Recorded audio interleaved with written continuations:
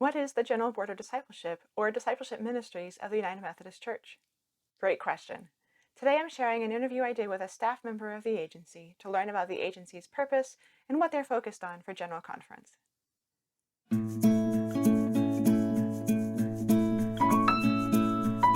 Would you introduce yourself?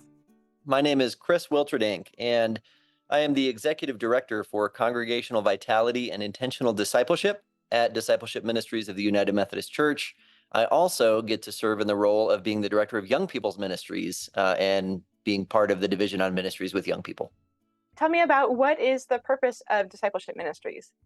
In so many words, our official mission is to challenge and support the local church and annual conference leaders for their task of making disciples of Jesus Christ for the transformation of the world.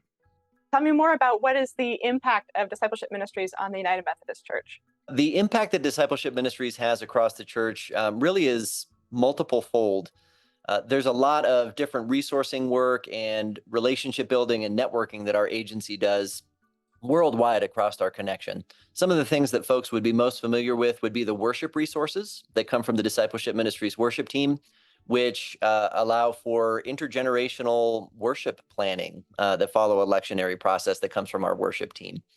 We also have some tremendous folks on our Congregational Vitality and Intentional Discipleship team that do some resourcing specifically for age level ministries, for lay leadership ministries, as well as building relationships with national and ethnic plans to be able to do resourcing and multiple language resource development as well.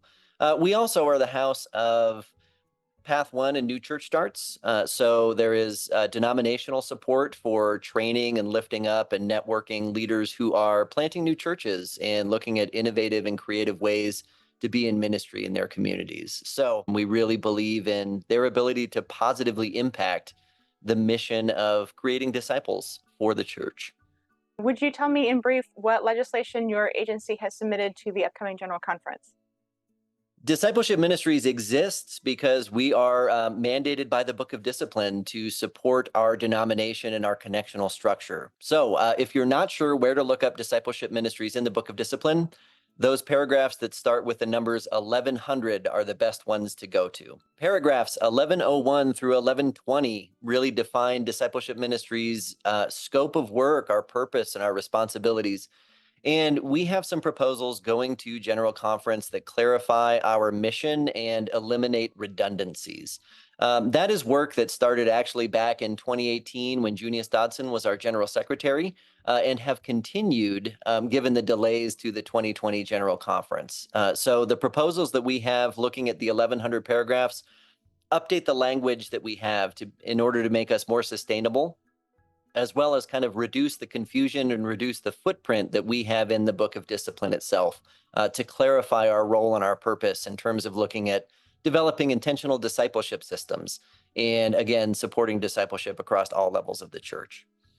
Some of the other legislative proposals that we have would also affect the 1200 paragraphs. And the 1200 paragraphs, paragraph 1201 through 1212, define the work of what is called the Division on Ministries with Young People.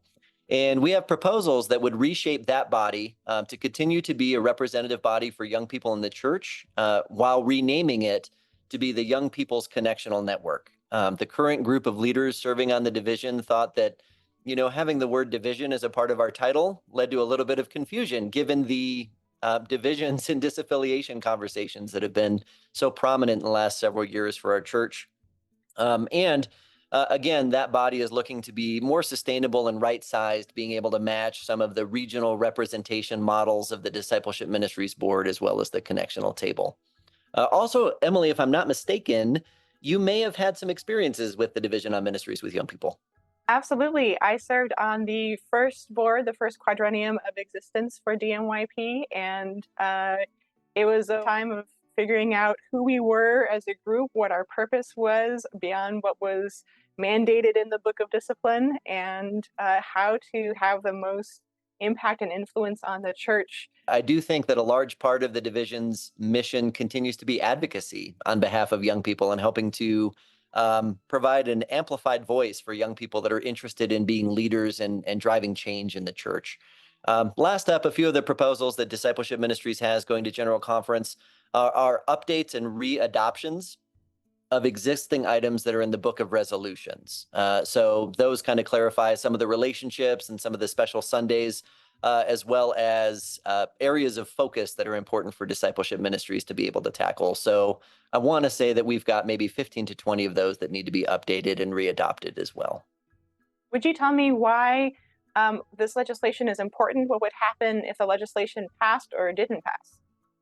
So, like I said, much of the work that was done by both the Discipleship Ministries Board of Directors as well as the Division on Ministries with Young People had to do with being able to clarify our role in ministry, given that the church is finding itself in a new reality, right? Whether that is everything that is post-COVID lockdowns, whether that is the reality that's kind of emerged because of conversations related to what it means to be affiliated in United Methodist and what it means to disaffiliate.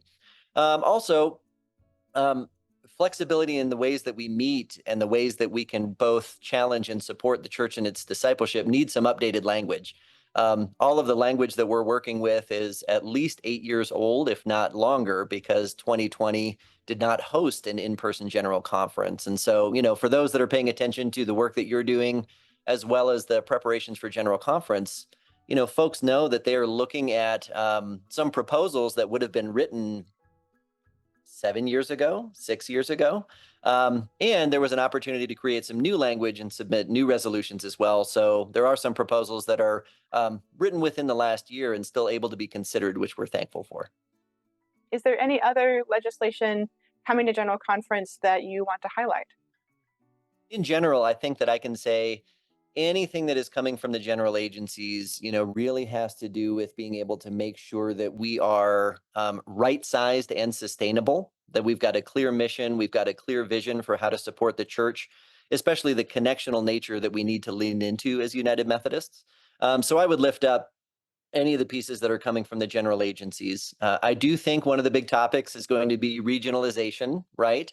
And so I think it's important for people to understand where those regionalization plans are coming from and the spirit that goes with them. I think it is really important for us to be able to offer up contextual leadership and understand the things that tie us together as a denomination, and at the same time be able to provide some flexibility in the ways that we administrate our church and run our church and figure out positions that we need to be able to take in order to best serve the communities where we are.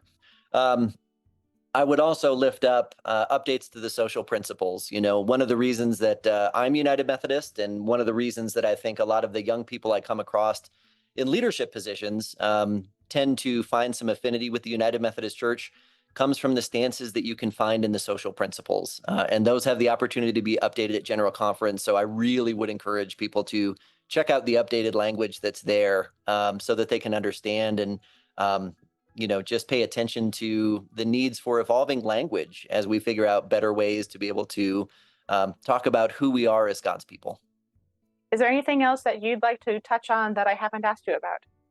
I just would love to be able to say thank you for taking an opportunity to become a leader when you were a young person.